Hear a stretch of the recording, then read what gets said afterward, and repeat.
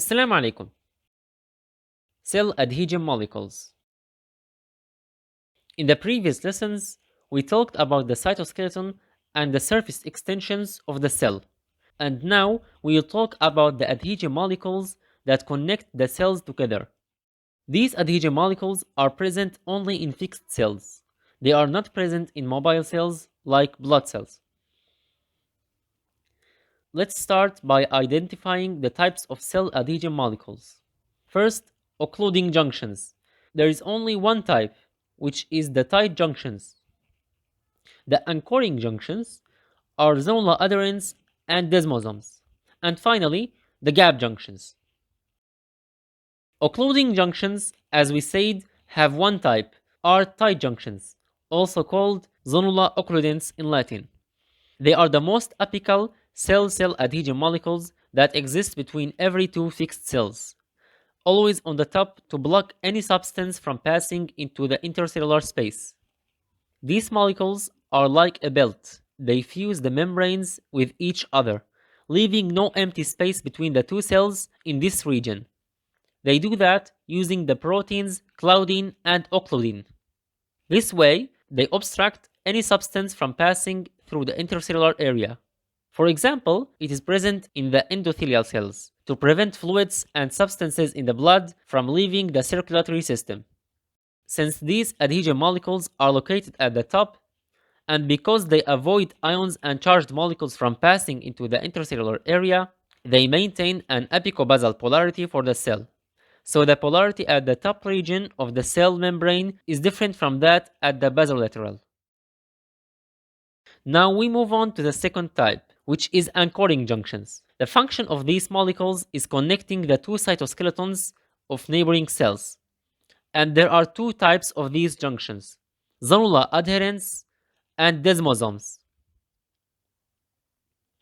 Zonula adherens, they bind the actin microfilaments from the two neighboring cells to each other. And since the actin filaments are located directly below the membrane, and since they are weak filaments of the cytoskeleton, we conclude that zonula adherens connect the cells very closely, leaving a small distance between 15 and 20 nanometers, and that they are weak junctions and do not bear much load. These junctions use proteins E-cadherin, which besides connecting the two cells, they have another important function that is contact inhibition, which means that they inhibit proliferation when cells reach confluence. This protein is of great importance in pathology, as some types of cancer cells lose this property and thus divide and grow over each other in an uncontrolled manner and form an irregular cancerous mass. More about that in pathology lessons. Now let's check the term cadherin, which means adhesion with calcium. So this protein requires calcium to do its job. The second type of anchoric junctions is desmosomes, also called macula adherens. They are proteins that connect the intermediate filaments of the two neighboring cells to each other. And as we know, the intermediate filaments are the strongest cytoskeletal proteins, and they are located below the actin filaments. We conclude that these junctions will hold the two neighboring cells tightly, but they leave a distance of more than 30 nanometers. They use the proteins desmoplakin, which are the membrane-bound discs, and pacoglobin, which connects these discs to the intermediate filaments, and some other proteins. Deficiency in the desmosome proteins as a result of a mutation or a genetic disease causes tissue fragility, and it may be lethal. Now let's move on to the third type, which is gap junctions, also known as nexus. It is located at the lower end of the lateral area, and its main function is to allow communication between cells. They are aqueous pores. They form a hydrophilic channel, allowing the passage of ions and small molecules that weigh no more than 1 kilodalton between the adjacent cells. Their diameter is less than 2 nanometers, and they leave a distance between 2 to 4 nanometers only between the two cells. It consists of 6 connexin proteins that form a connexon channel, and 2 opposite connexon channels form a gap junction. And gap junctions are present in large numbers in the region. Okay, now let's do a quick review. Cell adhesion molecules are divided into three types. At the top, the occluding junctions, which are tight junctions, connect the two cell membranes to each other without leaving any empty space, preventing the passage of molecules to the intercellular space, and this gives the cell an apicobasal polarity. Below them, we have the anchoring junctions. One of them is Zonula adherents that connect the actin filaments in the neighboring cells, and it has the E-cadherin protein, which has an important function in contact inhibition. The other one is desmosomes, which bind the intermediate filaments in the neighboring cells and tightly connect the cells. And below, there are gap junctions, which are hydrophilic channels that pass molecules between the two neighboring cells. This concludes our discussion about the subject.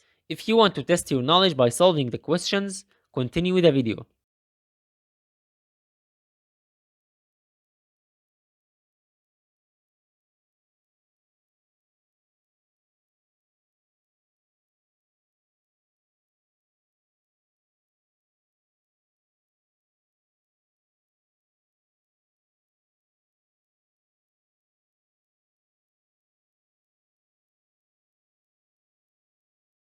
Tight junctions bind the neighboring membranes without leaving space, but at the same time, they are not strong junctions.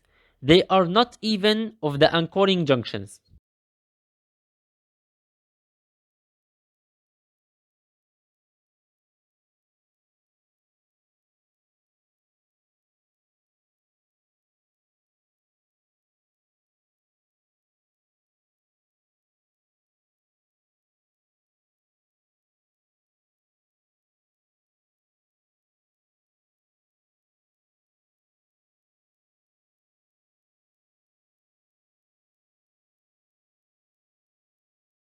The cadherin protein that take a role in contact inhibition are present in zonula adherens, while the proteins present in the desmosomes are desmoplakin and spacoglobin, which connect intermediate filaments only, without any additional functions.